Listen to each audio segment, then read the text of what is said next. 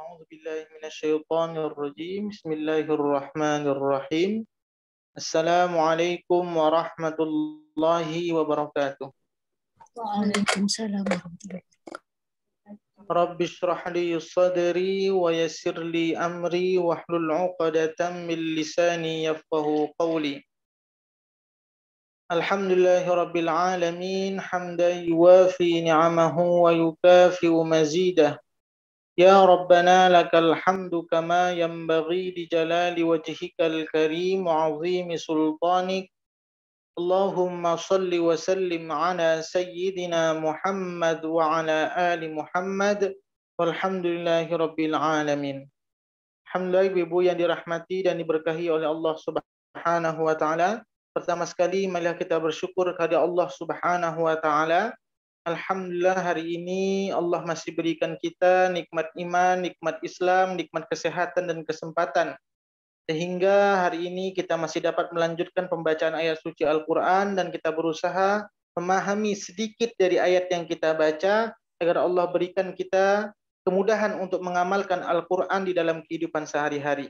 Semoga Al-Quran yang kita baca ini, yang kita fahami ini benar-benar menjadi pedoman yang mengantarkan kita kepada surganya Allah Subhanahu wa taala. Selanjutnya tak lupa pula kita berselawat kepada junjungan kita Nabi besar Muhammad sallallahu alaihi wasallam. Allahumma salli wa sallim ala sayyidina Muhammad wa ala ali Muhammad. Semoga dengan kita selalu memperbanyak selawat kepada baginda Rasulullah sallallahu alaihi wasallam, kiranya kita layak dan berhak mendapatkan syafaat dari beliau. Amin ya rabbal alamin. Alhamdulillah ibu semuanya, kita melanjutkan tadabbur kita kali ini yaitu surah Al-Baqarah ayat 219. Ayat kali ini membahas tentang minuman yang diharamkan oleh Allah Subhanahu wa taala. Di pelajaran sebelumnya, di materi sebelumnya, kita sudah membahas makanan yang diharamkan oleh Allah Subhanahu wa taala, yaitu di ayat Al-Baqarah 173. Makanan yang halal dan makanan yang diharamkan oleh Allah Subhanahu wa taala. Di Al-Baqarah 173, "Innama harrama 'alaikumul maitata wad-dama wa lahmal khinzir wa ma uhilla bihi li ghairillah. فَمَنِ اضْطُرَّ غَيْرَ بَاغٍ وَلَا عَادٍ فَلَا إِثْمَ عَلَيْهِ إِنَّ اللَّهَ غَفُورٌ رَحِيمٌ." Sesungguhnya dia mengharamkan atas kamu bangkai, darah, daging babi, dan daging hewan yang disembelih dengan menyebut nama selain Allah. Tetapi siapa yang terpaksa memakannya, bukan karena menginginkannya dan tidak pula melampaui batas, maka tidak ada dosa baginya. Sungguh Allah Maha Pengampun dan Maha Penyayang. Di dalam ayat ini Allah menceritakan tentang makanan yang diharamkan oleh Allah Subhanahu wa taala. Sedangkan di ayat 219 ini adalah minuman yang diharamkan oleh Allah Subhanahu wa taala. Kenapa? Karena sebelumnya minuman ini menjadi tradisi orang-orang di Madinah ketika itu. Sehingga belum ada perintah dari Allah Subhanahu wa taala untuk mengharamkan ayat ini, mengharamkan minuman ini. Kenapa? Karena minuman ini sudah menjadi tradisi bangsa Arab, yaitu mereka kebiasaannya adalah berjudi dan minum khamar. Ini kebiasaan bangsa Arab ketika masa jahiliyah sebelum ayat ini diturunkan. Nah, sebelumnya mana dalil bahwa yang mengatakan khamar itu asal muasalnya adalah dari anggur, perasan anggur. Mana dalil yang mengatakan bahwa sebelumnya anggur ini belum diharamkan oleh Allah Subhanahu wa taala perasannya? Yaitu dalilnya dalam surah An-Nahl ayat 67. Boleh dibuka Ibu, An-Nahl 67.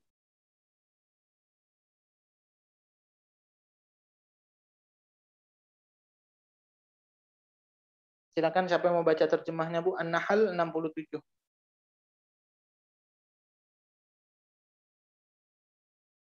Sri ada di dalam atau siapa mau baca? Bu Elste atau Bu Sri? An-Nahl 67. Surat berapa ya Pak Ustaz? An-Nahl ayat ke-67.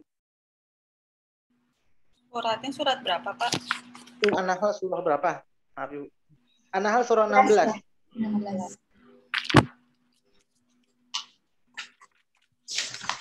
Ayat 97 Pak Ustaz. 67.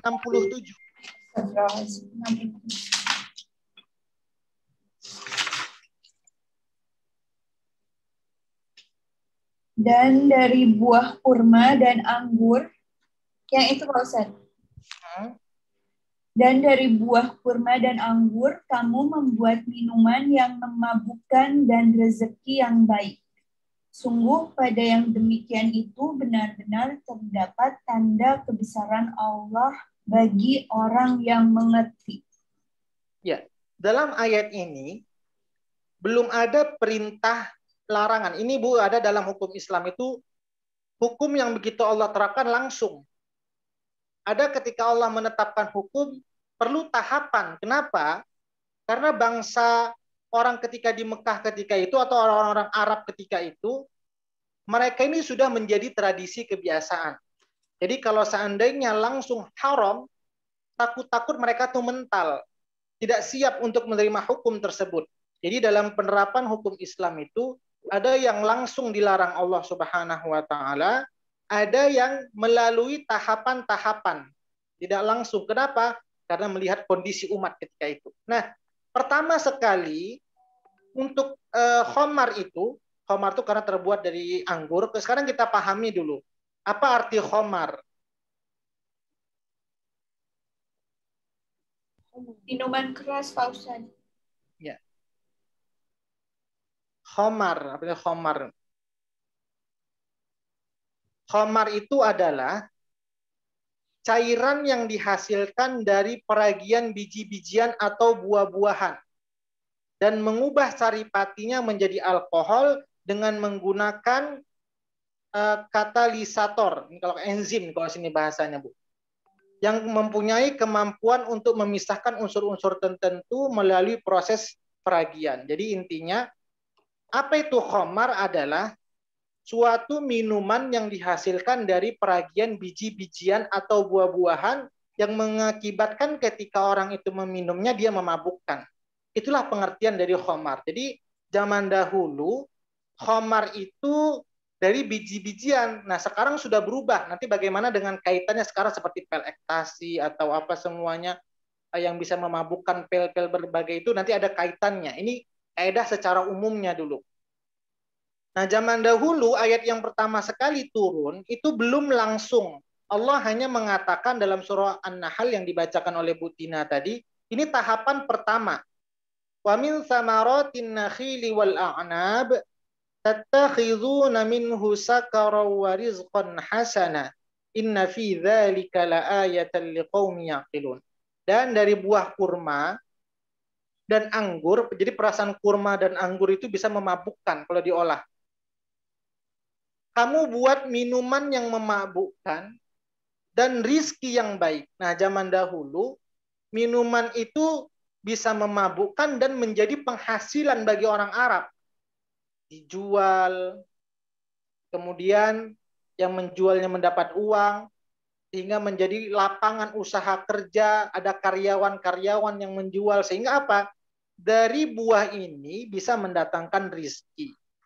Kemudian apalagi manfaat kebaikannya, nanti dikatakan juga nanti di ayat berikutnya, di sini dikatakan zaman dahulu pertama sekali bahwa an-nakhil wal a'nab itu adalah kurma dengan anggur itu sebagai pencari rizki. Ini belum ada lagi.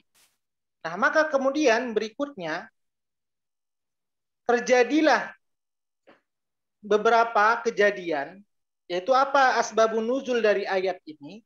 Ini asbabun nuzul dari ayat yang kita akan bahas dalam surah Al-Baqarah ayat 219. Apa asbabun nuzul dari ayat ini? Yaitu belum adanya perintah dari Allah, sehingga apa? Banyak ketika itu orang melaksanakan sholat, tiba-tiba ketika dia melaksanakan sholat dalam kondisi mabuk, dan ayatnya lupa-lupa. Jadi asbabun nuzulnya dari hadis yang saya bacakan, terjemahannya saja saya bacakan. Rasulullah SAW mendatangi kota Madinah. Sedangkan mereka penduduk Madinah dalam keadaan meminum minuman keras yaitu khamar dan memakan hasil judi. Lantas mereka menanyakan perihal kedua perkara itu kepada Rasulullah, maka turunlah ayat tersebut, yaitu ayat 219. Lalu mereka berkata, hal itu tidak diharamkan kepada kita.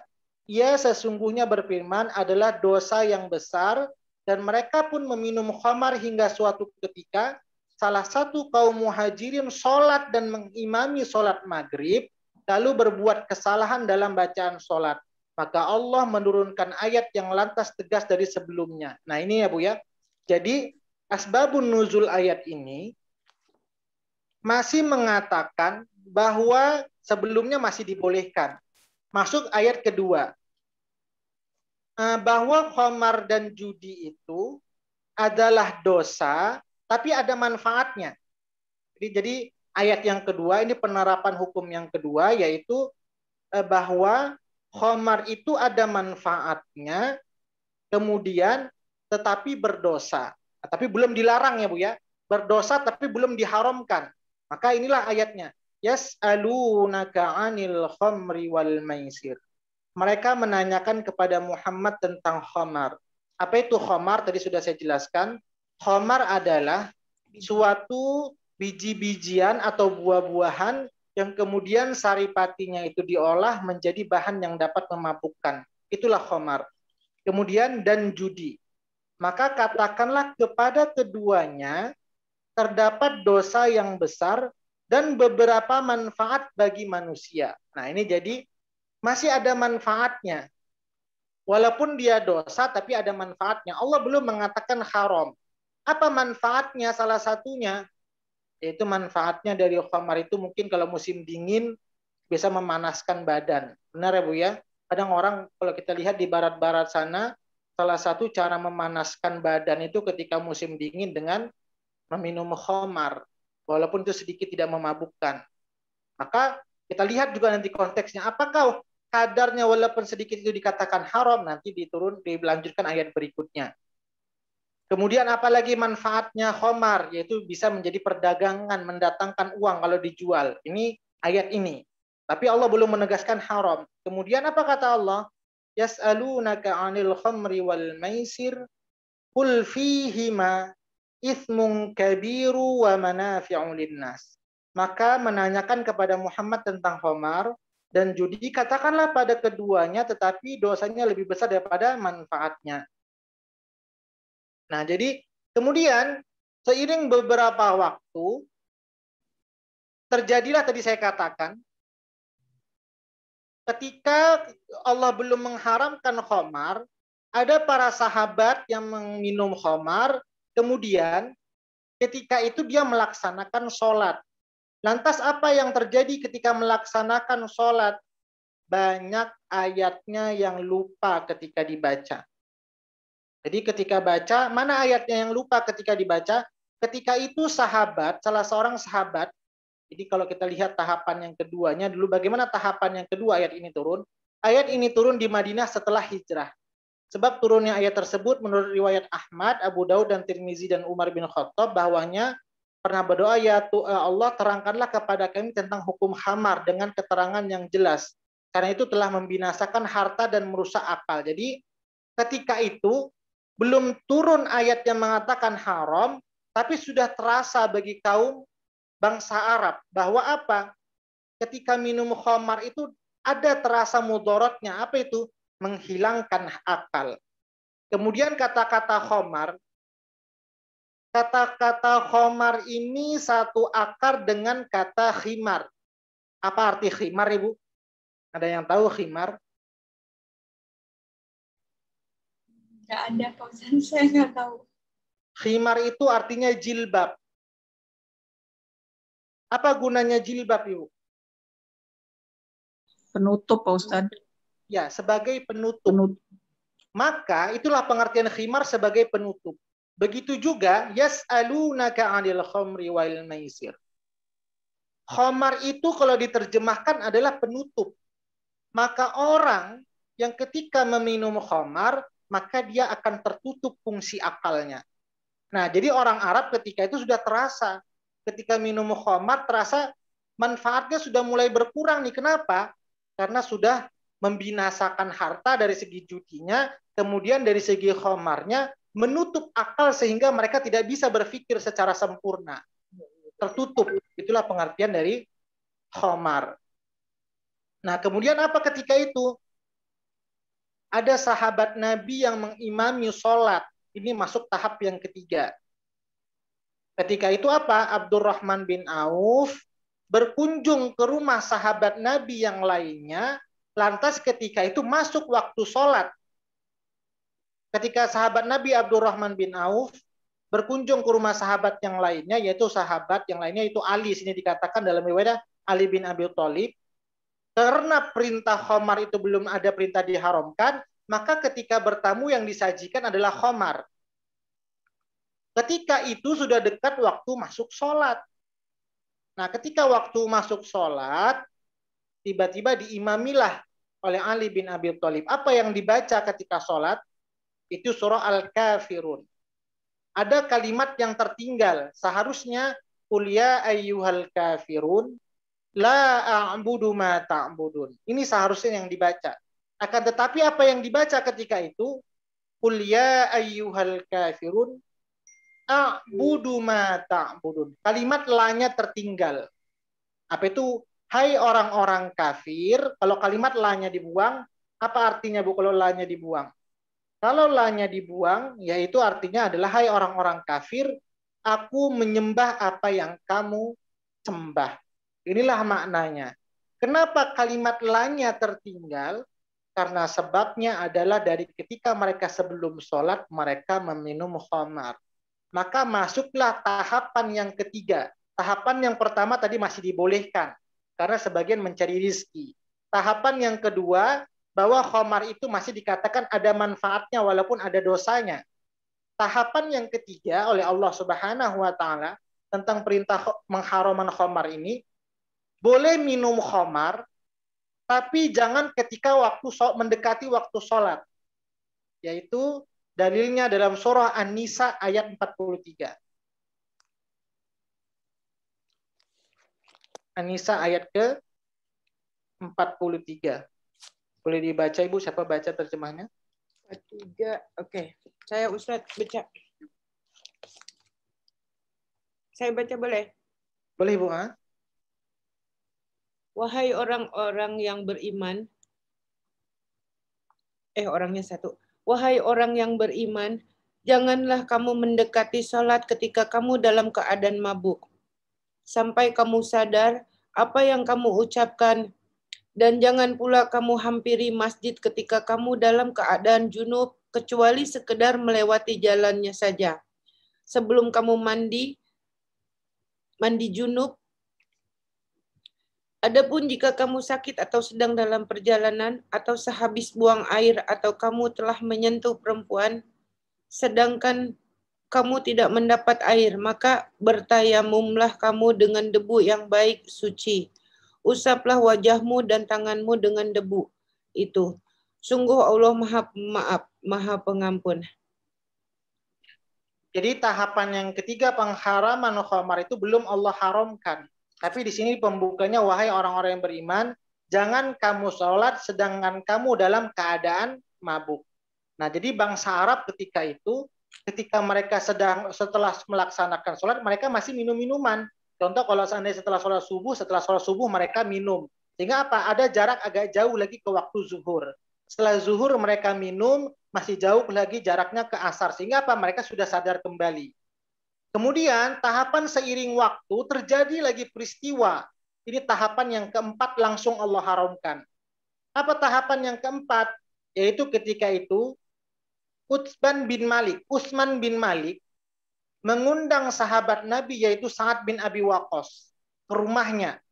Kemudian ketika itu Sa'ad bin Abi Waqqas mereka tuh saling membanggakan apa yang mereka miliki. Sehingga ada saling di antara mereka yang tersinggung, Ibu. Karena kalau kondisi orang mabuk ini kadang sudah nggak sadar ya, Bu ya. Sehingga apa yang dilakukan Utsman bin Malik ketika itu, mengambil mengambil tulang unta. Kemudian apa yang dilakukan dari tulang unta tersebut? Memukulkan kepada kepalanya Sa'ad bin Abi Waqqas. Sehingga apa? Terjadilah luka di kepalanya Sa'ad bin Abi Waqqas. Lantas turun lagi ayat berikutnya. Nah, turun ayat berikutnya langsung pengharaman. Yaitu dalilnya dalam surat Al-Maidah ayat 90.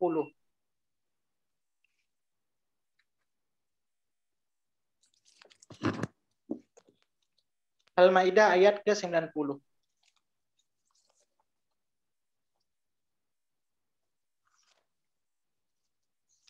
Al-Maidah surat kelima ya? Iya, Bu.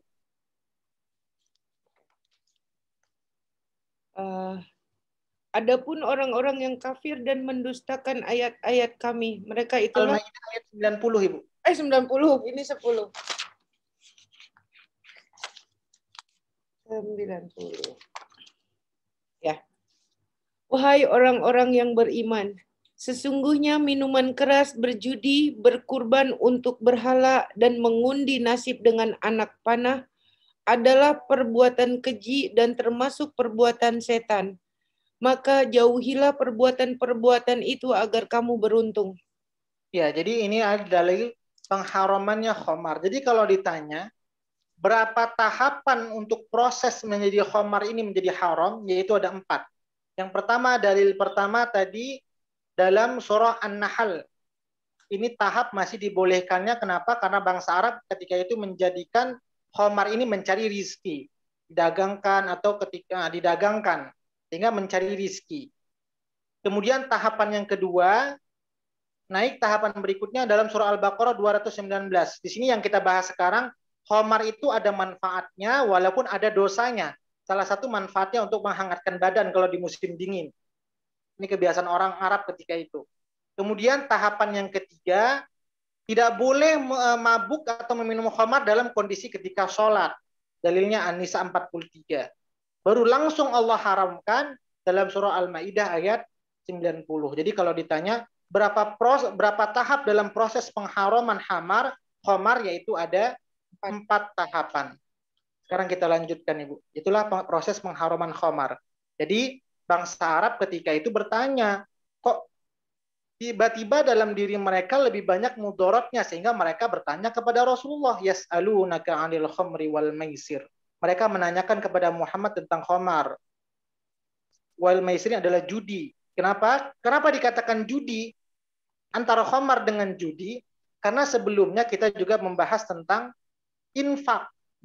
Bagaimana uang yang kita miliki ini jangan kita gunakan ke judi, lebih baik kita infakkan. Gunakan harta yang bermanfaat dibandingkan digunakan untuk judi. Mana pertanyaan sebelumnya? Ayat 215. Jadi sebenarnya ini masih ada kaitan dengan sebelumnya. Cerita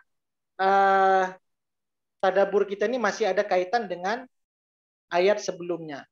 Kalau sebelumnya tadi saya katakan cerita tentang makanan di ayat 200 Al-Baqarah 173 itu tentang pengharaman makanan. 219 pengharaman minuman. Kemudian cerita tentang infak bertanya 215. Yas'alunaka madza yunfikun. Bagaimana tentang infak bagi orang yang kelebihan harta. Gunanya untuk kepada siapa? Untuk kedua orang tua. Tapi ada sebagian bangsa Arab ketika itu, bagi mereka yang kelebihan harta atau salah penggunaan harta, mereka gunakan untuk berjudi. Ini jadi masih ada kaitannya dengan ayat sebelumnya. Nah, sehingga di sini judi itu juga diharamkan. Qul fihi ma itsmun kabiru wa manafi'u linnas. Ini dikatakan dan beberapa manfaat bagi manusia. Wa itsmuhuma akbaru min naf'ihima. Tetapi dosanya lebih besar daripada manfaatnya. Jadi manfaatnya lebih sedikit, lebih banyak mudaratnya. Wa yas'alunaka madza yunfikun. Dan mereka menanyakan kepadamu tentang apa yang harus mereka infakkan. Ini sebenarnya apa, Bu? Bukan harus diinfakkan. Seberapa kadar harta yang harus kita infakkan. Jadi kita bingung. Kita ini punya harta mungkin 1 juta. berapa kadar yang harus kita infakkan. Jadi kalau zakat jelas ukurannya. Sekarang perkara infak. Jadi dalam hal infak itu terbagi dua, Ibu. Yang pertama, dalam hal nafkah itu terbagi dua. Yunfikun itu infak itu terambil dari kata-kata nafaqah, sama seperti nafkah. Yang pertama, nafkah itu terbagi dua. Yang pertama, nafkah wajib. Yang kedua, nafkah yang dalam bentuk anjuran. Jadi nafkah itu terbagi dua. Nafkah wajib, yang kedua nafkah dalam bentuk anjuran atau yang disunnahkan juga atau bisa dikatakan dianjurkan. Yang pertama, nafkah wajib itu apa? Yaitu salah satunya zakat. Yang kedua, apa itu nafkah wajib lagi? Seorang suami memberikan nafkah kepada anak dan istrinya, itu wajib. Tapi seorang istri tidak wajib untuk menafkahi suaminya. Bagi istri, bagi suami adalah dia menjadi nafkah wajib. Kemudian apa itu nafkah dalam bentuk anjuran atau yang disunnahkan, yaitu berinfak atau bersedekah. Itu adalah nafkah yang dianjurkan. Nah, dalam kaitan ayat ini wa yas'alunaka madza yunfikun. Dalam bentuk nafkah yang dianjurkan, bukan nafkah zakat. Kalau zakat itu sudah ada ukurannya. Wa yas'alunaka madza yunfikun. Bagaimana kadar kalau kita ingin berinfak? Maka apa kata Allah? Qulil afwa. Ini katanya qulil afwa. Jawabannya adalah qulil afwa. Katakanlah kelebihan dari apa yang diperlukan. Jadi kelebihan dari apa-apa keperluan dalam kehidupan kita. Contoh nih, kita sudah memiliki baju, sudah untuk makan, ini bagian dari keperluan. Kemudian dari harta kita masih ada lebihnya, maka itulah yang terbaik untuk kita infakkan. Maka kata-kata afwa ini dimaknai ada dua. Yang pertama kalau dalam segi bahasa Arab, yaitu harta yang berlebih. Ini yang pertama. Kemudian makna yang kedua dari afwa ini adalah tidak berat hati. Tidak berat hati. Makanya bahasa Arabnya memaafkan itu apa, Ibu? Jadi ini masih ada kaitannya. Itulah bahasa Arab begitu indahnya, Bu ya. Selalu bisa dikait-kaitkan. Karena dia satu akar yang sama. Bahasa Arabnya memaafkan itu apa, Ibu? Afwan. Afwan ya, Bu ya. Afwan. Jadi sebenarnya kenapa dia memaafkan? Karena dia memiliki kelebihan hati. Coba kalau seandainya hatinya sempit, pasti dia nggak mau memaafkan. Itulah orang yang memaafkan itu jauh lebih tinggi. Kenapa? Karena dia memiliki kelebihan.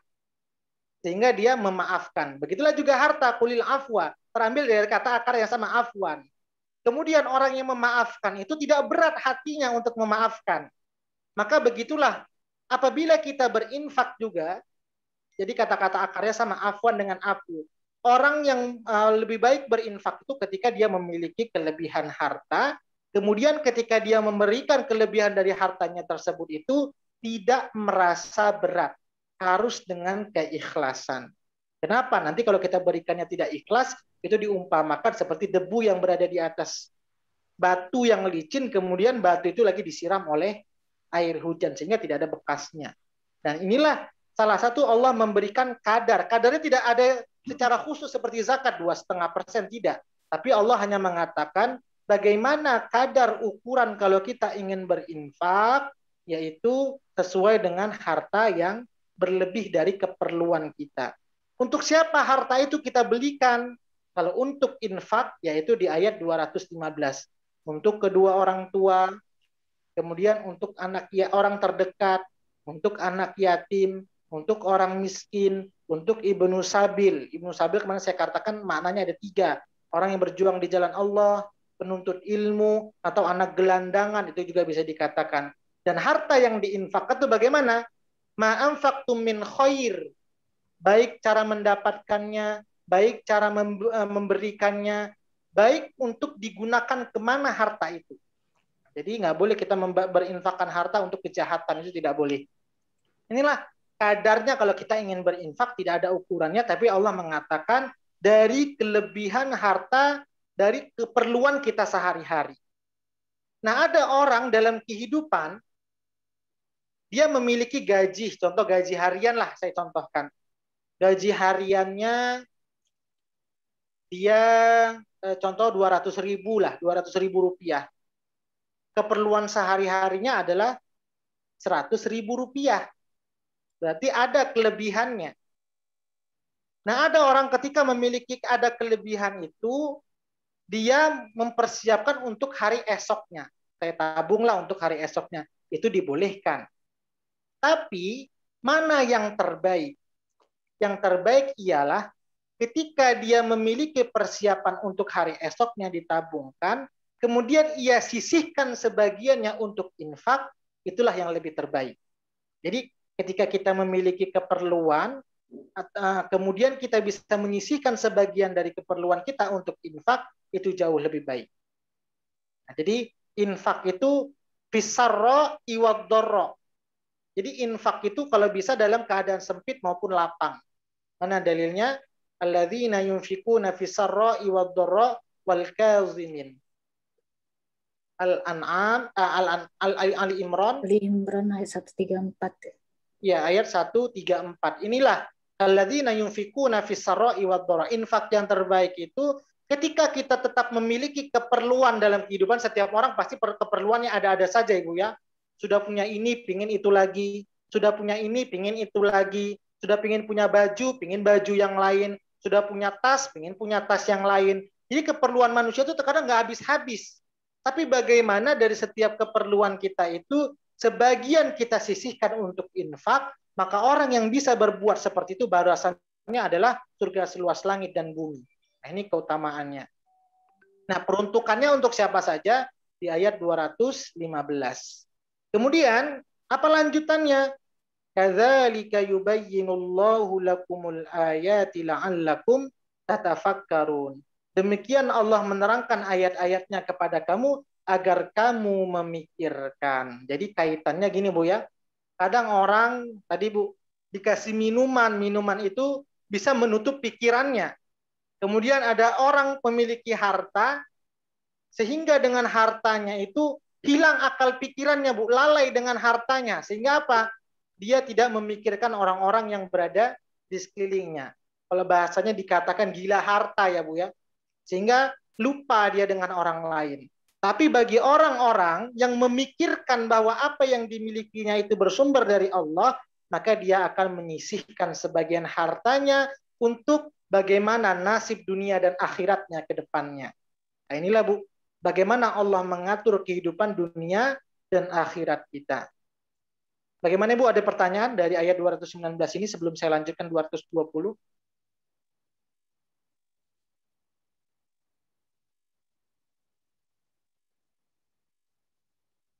Bisa dipahami kira-kira Ibu? Insya Allah bisa. Insya Allah, Pak Ustadz. Insya Allah, Pak Ustadz. Insya Allah Pak Ustadz. Sebelumnya kita cerita tentang makanan, sekarang cerita tentang minuman. Masalah infak sebelumnya sudah kita singgung tentang infak, tapi kadarnya belum disinggung oleh Allah. Maka ini menyinggung kadar berapa harta yang harus kita infakkan. Yaitu dari kelebihan dari harta kita. Ya. Kalau tidak ada, saya lanjutkan 220. Ustadz. Ya Bu. Bu siapa nanya nih? Ustadz, kalau misalkan ya, itu yang minuman khamar tadi itu yang dari buah anggur ya. Itu kalau untuk misalkan memerlukan sebagai obat bagaimana Ustadz? Ya, ada dalilnya lagi di hadisnya. Ya, saya tidak terlalu hafal, tapi saya sudah baca. Tidak mungkin Allah memberikan obat kepada seseorang itu dari jalan yang haram, Ibu. Pasti ada obat yang lain. Tanpa kita sadari Ustadz, di situ setelah kita cek ada, tapi kadarnya tidak sampai memabukkan. Jadi mungkin hanya 0,05% kayak gitu Ustadz. Nah, kalau dia masih murni, itu maka diharamkan. Sekarang saya tanya Bu Heni, kalau cuka itu memabukkan atau tidak kalau banyak? Cuka itu masam aja kalau terlalu banyak Ustaz. Kalau banyak juga dia bisa memabukkan cuka itu Bu ya. Maka kalau seandainya dia sudah ada zat yang lain sudah bersatu kepada yang lain, maka dia tidak seperti dikatakan murni khamar yang dapat memabukkan, maka seperti itu diperbolehkan, Ibu. Jadi di sini adalah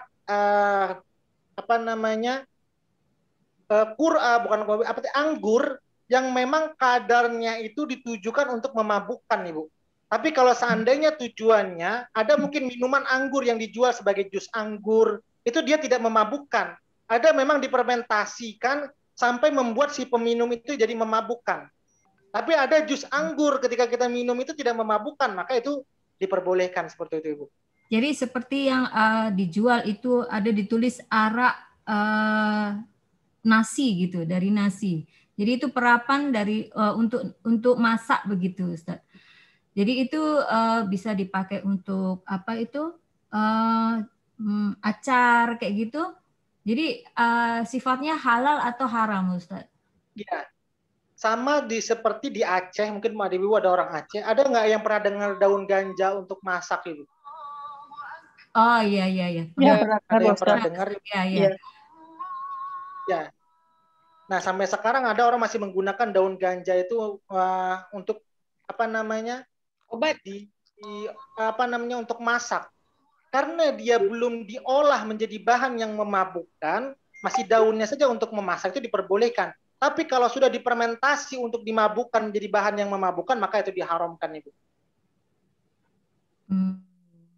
Jadi maka tadi bahasanya difermentasikan. Apa itu khamar? Segala buah-buahan atau biji-bijian yang difermentasikan dan tujuannya untuk memabukkan, maka itu diharamkan. Oh, jadi selama kita nggak maksudnya begini, ukurannya kalau kita nggak mabuk nggak apa-apa gitu. Ya, kan kemudian ayat berikutnya seperti khamar itu kan contoh. Nah, khamar itu kan Bu, sudah ditujuannya untuk memabukkan, sudah difermentasi tujuannya untuk memabukkan. Jadi kalau seadanya ada khamar, contoh kalau daun tadi kan belum diolah ya, Bu ya. Iya. Atau biji-bijian tadi itu anggurnya belum diolah, maka itu dia tidak memabukkan. Tapi kalau dia sudah diolah dan pengolahannya itu apabila dia diminum menjadi memabukkan, maka dia sudah haram. Walaupun itu sedikit, itu dalilnya tadi seperti Al-Maidah ayat 90. Jadi khamar itu ketika banyak ataupun dia sedikit, walaupun dia tidak memabukkan, maka dia haramkan. Yang diperbolehkan itu ketika dia belum diolah menjadi bahan yang memabukkan. Seperti anggur yang masih murni, atau seperti jus anggur, maka itu masih diperbolehkan. Tapi kalau dia sudah difermentasi, dan apabila dia diminum bisa memabukkan, maka walaupun sedikit dia diharamkan, Ibu. Jadi begini Ustadz, saya kan pernah lihat di supermarket, dia rice wine. Jadi wine dari beras. Di situ ditulis ditempatkan di tempat yang haram begitu, Ustadz. Jadi saya bingung. Ini rice wine hanya untuk memasak, tujuannya untuk memasak, bukan untuk diminum. Kenapa harus haram begitu kan? Itu yang saya. Karena dia sudah terjadi subhat, Bu. Campuran antara yang halal dengan haram. Ada barang haram yang tercampur. Makanya dalam hal makanan itu sebenarnya saya sampaikan ada beberapa faktor dulu pernah saya sampaikan ketika membahas haram makanan. Yang pertama dari segi menyajikannya, kemudian dari segi mendapatkannya, kemudian dari sumbernya, atau memang sudah yang diharamkan Allah ya otomatis mau dimasak dengan cara halal pun dia tetap haram karena sudah memang zatnya haram. Atau ada makanan yang halal tapi karena memproseskannya dengan cara yang tidak baik atau bahan masakannya dengan cara mencuri atau uangnya mencuri, maka otomatis makanan itu haram. Apalagi yang memang sudah zatnya itu diharamkan Allah, maka dengan proses apapun kita olah, maka dia sudah tetap haram, Ibu. Baik, Ustaz. Jadi kalau memang khamar itu sudah zatnya Allah haramkan. Jadi apapun kalau dia sudah tercampur dengan yang lain, maka dia sudah diharamkan, Ibu. Kecuali kalau tadi bahan mentahnya. Ya, Ustaz, ya. Sekalipun yang saya bilang tadi itu rice wine itu nggak mengandung alkohol. Kan ya, walaupun ketika dimakan berasnya itu tidak mengandung alkohol, tapi sudah subhat, Ibu. Ada antara campuran yang tidak barang baik dengan barang yang tidak baik di dalamnya. Jadi kalau Bu Heni di dalam berasnya itu kan, ada label halalnya atau tidak, Bu Heni? Atau ditempatkan yang haram? Dia tidak ada, tapi begini, maksud saya kalau diminum memabukkan itu oke, haram. Tapi ini tidak untuk diminum, tapi tidak mengandungi alkohol yang untuk memabukkan begitu. Ya, dikaitkannya seperti ini Bu ini. Contoh Bingung ada saya, orang Ustaz. minum. Tapi Ya, saya belum contoh ada ngerti orang minum. dilema, saya nggak memakainya. Iya, contoh ada orang minum 1 gelas alkohol. Dia minum hanya 2 tetes saja. Kira-kira memabukkan atau tidak Bu kalau 2 tetes? Tidak. Kenapa? Karena memang dari zatnya sudah Allah haramkan secara utuh. Yang namanya khamar dalam surah Al-Maidah tadi, sebelumnya kan Allah bertahap. Ketika ada manfaatnya, pertama masih dibolehkan. Karena untuk mencari rizki. Itu zaman dahulu. Kemudian tahapan yang kedua, Allah masih mengatakan ada manfaatnya. Tahapan yang ketiga, boleh ketika di luar sholat. Ketika dalam sholat tidak boleh. Ketika waktu dekat sholat tidak boleh. Tapi kalau di jauh waktu sholat itu diperbolehkan. Tahapan yang keempat langsung, sedikit atau banyak itu tetap haram kata Allah. Maka kalaupun seandainya kita memakan sedikit saja dari khamar itu walaupun tidak memabukkan, kenapa? Karena seluruh zatnya sudah Allah haramkan, maka ketika dia bercampur dengan benda yang lain otomatis dia sudah haram. Kenapa? Karena dia sudah proses fermentasi. Kecuali kalau anggur tadi, anggur kita peras, kita masukkan ke dalam beras itu oke. Kenapa? Karena belum ada proses fermentasi, perubahan, Ibu. Oh, baik Ustaz. Terima kasih Ustaz. Kira-kira bisa dipahami Bu Heni? Iya. Ustaz mau nanya, maaf. Mau nanya juga Ustaz soal itu Ustaz. Kalau yang sekarang lagi kita hadapin gitu ya, kayak pandemi COVID ya Pak Ustadz, vaksin itu gimana Pak Ustadz? Ya, morfin Ibu. Vaksin. Iya betul. Vaksin COVID, iya. Kita sebagai umat muslim harus gimana Ustadz? No, you ambil dari bangunan Mara, bukan dari rumah saya.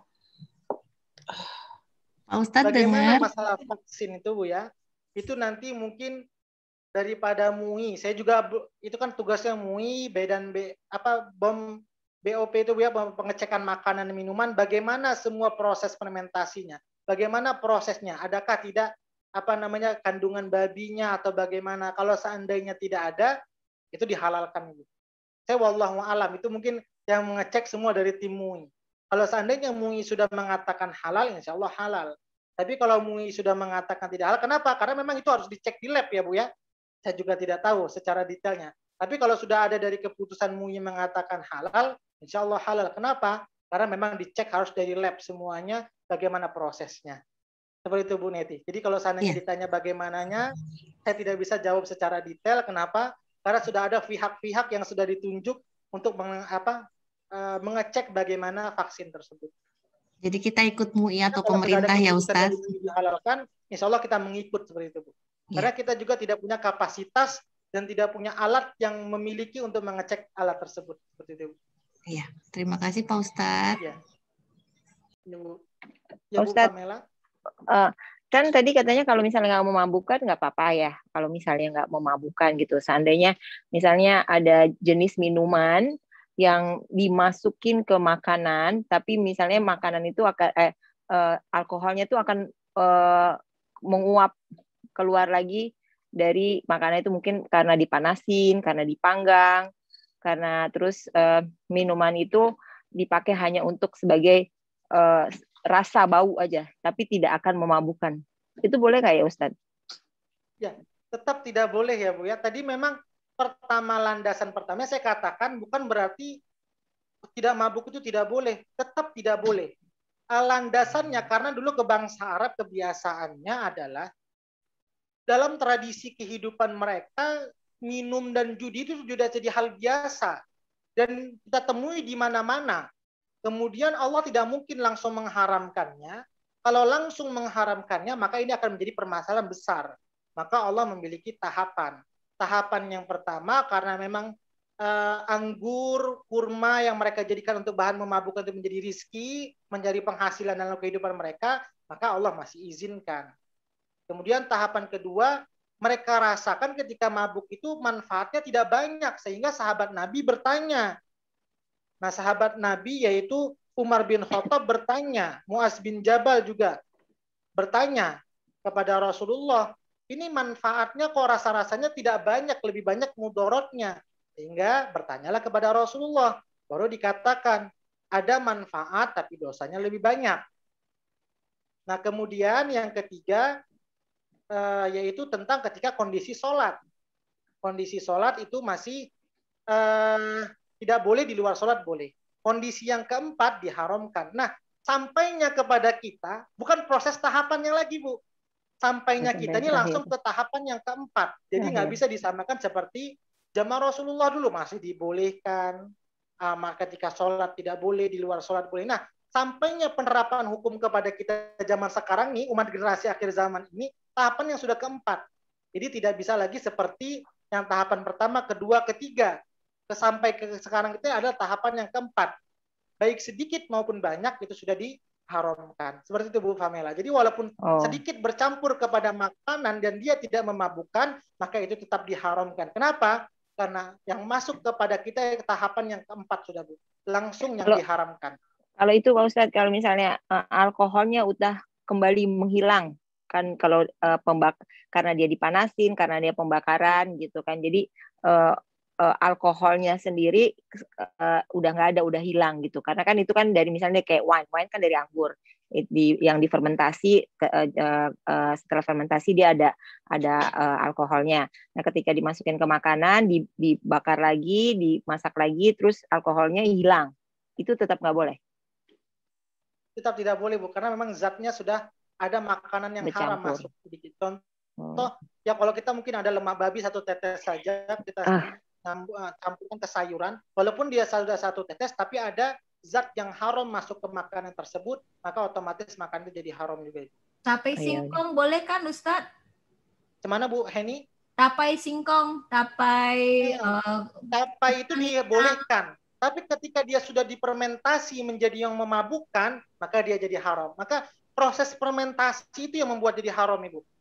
Oh, berarti tape ketan beras airnya itu kan masam-masam tapi nggak memabukkan, Ustaz. Ya, tapi kalau dia ada orang yang sampai memabukkan di fermentasi, kalau seandainya dia fermentasi tape itu kan dihalalkan. Tapi airnya itu kalau sampai di fermentasi dia sampai memabukkan, maka dia jatuh haram. Sama seperti anggur tadi. Anggur itu dibolehkan. Jus anggur hanya itu yang boleh. Tapi ketika dia difermentasi menjadi bahan alkohol yang dapat memabukkan seorang, itu menghilangkan pikirannya tidak normal. Kenapa Ibu? Orang itu dikatakan Islam, orang itu dikatakan beriman, tolak ukurnya adalah akal. Contoh orang gila Bu, dikenai hukum tidak dalam beragama Bu? Enggak. Tidak ya Bu ya? Bebas hukum. Maka derajat yang paling tinggi dalam kehidupan manusia ini adalah akal. Maka manusia itu paling dituntut adalah menjaga akalnya. Ketika dia sudah tidak menjaga akalnya, maka hilanglah aturan agama. Dia dihukum seperti orang gila dalam beragama. Pokoknya kalau alkohol yang nggak masuk ke dalam badan seperti minyak wangi, terus gargle yang obat kumur-kumur itu kan ada beberapa obat kumur yang mengandung sedikit alkohol. Itu masih boleh ya Ustadz ya? Iya, kalau dia sudah, contohnya Bu ya, kalau memang kondisi sudah darurat itu tidak ditemukan, walaupun Allahu alam juga, sama kalau kondisi darurat kita tidak temukan lagi obat, itu baru mungkin diperbolehkan. Tapi kalau masih ada obat yang lain yang tidak mengandung alkohol, lebih baik kita gunakan obat itu, seperti itu. Berarti air tape beras nggak boleh ya Ustaz? Saya jadi ragu-ragu. Gimana Bu Sari? Ada kan beras yang jadi tape itu fermentasi, itu airnya kan boleh Bu Sri, asal nggak memabukkan, ke tapenya halal. Kira-kira airnya itu betul-betul mengkadar seperti alkohol memabukkan atau tidak Bu? Kalau dia tidak memabukkan, sekedar air saja, air tape itu diperbolehkan. Iya, agak-agak sih. Enggak memabukkan. Iya. Sama seperti ada ya jus kurma atau anggur diolah. Dia diolah, kan diolahannya macam-macam. Ada jus dibuat jadi jus, ada dibuat jadi mungkin fermentasi menjadi bahan arak. Tergantung orang yang mengolahnya. Tapi kalau dia sudah mengolahnya menjadi bahan yang memabukkan, maka jadi haram. Tapi kalau dibuat jus minuman, itu diperbolehkan, Ibu. Tergantung bagaimana pengolahannya. Iya. Menentukan kadar itu memabukkan, misalnya kayak minuman air tape tadi, kan kalau dia memabukkan menjadi haram. Tapi yang menentukan kadar misalnya kadar alkoholnya itu siapa Pak harusnya? Saya kita sendiri menentukan kalau misalnya kita minum mabok berarti jadi nggak baik atau bagaimana Pak? Ya, kalau kita coba contoh kalau saya arak itu memang sudah semua sepakat para ulama pasti otomatis tujuannya kalau banyak itu akan mabuk, maka walau sedikit dia haram. Contoh tadi kalau seperti tape tadi, kalau ibu minum agak banyak sama kadarnya seperti alkohol memabukkan, maka walaupun sedikit dia jadi haram. Seperti itu ibu. Oke, baik Pak Ustadz. Ustadz, kalau yang makanan Jepang tuh itu mirin itu kan nggak memabukkan Ustadz ya, tapi jadi ada rasanya. Sushi gitu lah, pakai sushi kan sedikit aja gitu. Itu tetap nggak boleh ya Ustadz ya? Tetap nggak boleh ibu. Karena memang tadi sudah ada masuk makanan yang subhat yang sudah zatnya itu Allah haramkan alkohol itu. Ya, sedikitnya juga udah sudah haram ya gitu ya. Iya, benar. Banyaknya haram, sedikitnya haram. Cara makanan itu bukan sekedar itu saja, Bu. Makanannya sudah dapat kita dengan haram.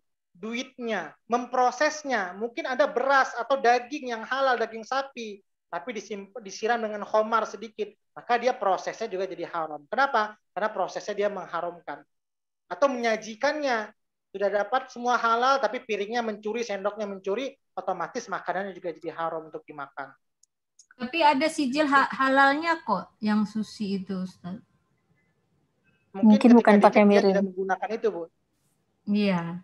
Tapi yang jelas restoran di Malaysia, alhamdulillah sudah dia bernaung pada halal haramnya di MUI, Majelis Agama. Itu biasa MUI, biasa kalau sudah ada seperti itu dia tidak akan mau mengeluarkan sertifikat halalnya, Bu ya, maka dia akan cek secara detail dapur ya bagaimana, bahan-bahannya apa saja, kemudian menyajikannya bagaimana, baru dikeluarkan sertifikat halalnya. Sebenarnya analoginya ini, kita makan babi aja secuil pun nggak mau, ada lemaknya aja nggak mau walaupun sedikit kan udah terkontaminasi. Nah, kalau alkohol nih kan nggak kayak babi, kesannya tuh seciprat aja gitu. Padahal itu juga udah nggak boleh ya. Kita sudah membahas makanannya, sudah membahas Bu Elsa ayat untuk makanan 173. Al-Baqarah 173 kita sudah bahas. Daging babi, semuanya darah, semua di sini. Nah, untuk minumannya di 219 ini. Ya, itu di Al-Quran tuh seperti kata Bu Elsa tadi, walaupun sedikit kadang kita nggak mau. Begitulah seharusnya alkohol juga seharusnya seperti itu juga Ibu. Ustaz, di Al-Quran tuh ada ya dalil yang mengatakan betul-betul nggak boleh. Gimana Bu Famela? Ini karena suaranya kurang jelas, kurang kuat Ibu. Oh enggak, di Al-Quran ada memang ada dalilnya yang mengatakan bahwa khamar yang termasuk bentuk khamar tuh ya, nggak boleh, memang nggak boleh sama sekali ya. Iya. Jadi apapun segala bentuk khamar itu tadi Bu, yang Al-Maidah itu titik akhirnya. Al-Maidah 90. Apapun bentuk khamar yang memabukkan ketika dicampur, contoh dengan apapun, maka itu diharamkan. Dan khamar itu kan kayak ekstasi juga khamar ya Pak? Mana Ibu? Pil-pil ekstasi gitu khamar juga kan? Ya, pil itu. Nah, intinya bagaimana kalau sekarang sudah tidak ada minuman, maka Allah katakan pil ekstasi itu kan bukan dari buah-buahan atau yang memabukkan. Maka makna khamar secara bahasa ini adalah menutup akal. Segala makanan yang membuat orang menjadi menutup akalnya, itu maka diharamkan. Pil ekstasi itu jadi Ibu. Ini dalam nanti kaitannya dengan kias. Sama seperti dulu kan untuk zakat itu tidak ada cuma makanan pokok, yaitu beras, gandum, maka dikiaskan. Bisa dengan uang, ada sebagian ulama mengatakan boleh dengan uang. Walaupun sebagian yang lain, ulama yang lain tidak boleh. Maka ada hukum kias dalam ilmu fikih. Maka kata khamar ini adalah segala sesuatu yang menutup akal secara bahasa, maka apapun segala makanan atau minuman yang menutup akal manusia ketika dimakan, maka itu diharamkan. Itu kiasnya larinya ke fikih nanti Bu. Maka pil ekstasi itu maka ketika diminum dia menghilangkan akal bagi pemakan pil ekstasi atau peminumnya, maka itu diharamkan. Itulah kiasnya nanti dari segi hukum fikihnya. Kalau yang itu Ustaz, kalau yang ekstasi, ganja ketika dimakan juga menghilangkan akal walaupun dia bukan dari anggur. Tapi ketika mengkonsumsi, si pengkonsumsi tersebut ketika sudah difermentasi, diolah, bisa menghilangkan akal, maka dia jatuhnya haram. Kalau itu Sana Ustadz, larinya itu. kalau kulit babi tuh yang dijadiin sepatu kayak gitu-gitu, kita juga tetap nggak boleh ya? Kulit babi, Iya, itu kulit juga babi. tidak boleh Bu ya. Walaupun itu katanya disama juga tidak baik Ibu. Kalau bisa jangan. Kan nggak dimakan. Iya, walaupun nggak dimakan ya Bu ya, untuk dipakai Nawar berkelana nih. dia sedikit Nawar najis. terus. Pertama dia najis juga Ibu ya. Walaupun katanya sudah disamak, kadang kita nggak tentu juga bagaimana orang yang proses menyamaknya itu juga. Kita tidak jelas juga Bu. Ustadz di situ sudah asar Ustadz ya? Ya, ini sudah asar mungkin Bu. Iya Ustadz, Mungkin kita di sini cukupkan saja Ustadz. Bu ya. Asar. Iya, oke Ustadz. Makasih Disambung Ustadz. Insya besok Allah besok aja, kita akan Ustadz. lanjutkan di ayat 220 insya Allah.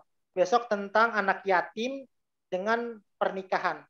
Insya Allah mungkin ini saja yang dapat saya sampaikan. Lebih kurangnya mohon maaf karena sudah waktu asar. Mohon maaf Ibu semua. Mohon maaf juga ke Bu Else kalau belum sempat baca. Saya mohon maaf. Besok aja Ustadz. Ya, ini saja mungkin yang dapat saya sampaikan. Lebih kurangnya mohon maaf. Kita tutup dengan doa. A'udzu billahi minasy syaithanir rajim. Bismillahirrahmanirrahim.